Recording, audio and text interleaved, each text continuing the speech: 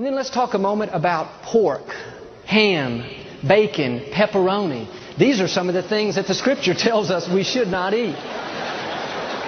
The ushers have already locked the doors. And of course, this has to do with anything that comes from a pig, a hog, a swine. And I know some of you love pork chops. You love ham and cheese sandwiches. I grew up on all that. I love bacon.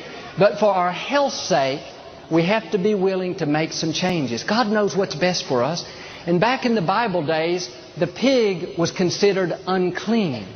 It was never considered a source of food. And one of the main reasons why was the pig will eat anything.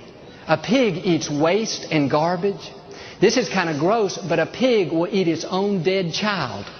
A pig will eat other sick and infected animals. They're scavengers.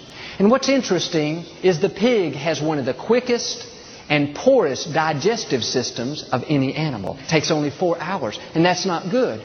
Because the digestive system is so quick and so poor, many times the toxins from the food are not properly eliminated, and they are stored in the pig's fat. That means that pig can eat all kinds of filth and garbage. It can eat other infection. 4 hours later, it's sent to the slaughter and butchered. In a few days, it's on your plate at home. You're having ribs. The problem is the toxins were never properly eliminated from the pig. On the other hand, the animals that God says are okay for us to eat, like cow, lamb, deer, buffalo, these animals eat fresh, clean vegetation. Their digestive system is much more sophisticated. In fact, a cow basically has 3 stomachs. And that fresh, clean vegetation is processed through a digestive system that takes 24 hours. Think about it. 24 hours versus 4 hours. Would you rather eat an animal that eats waste and filth or an animal that eats fresh, clean vegetation? An animal that poorly processes the food and stores the toxins in its fat, or an animal that properly eliminates the toxin from its body? I don't know about you, but I don't want to take a chance of putting that kind of junk in my body. And as I said, I love bacon, but a few years ago, we switched over and started eating turkey bacon. I can't tell the difference now. I love pizza, but I don't eat pepperoni anymore. I made changes, not only for my health's sake, I made changes to honor God.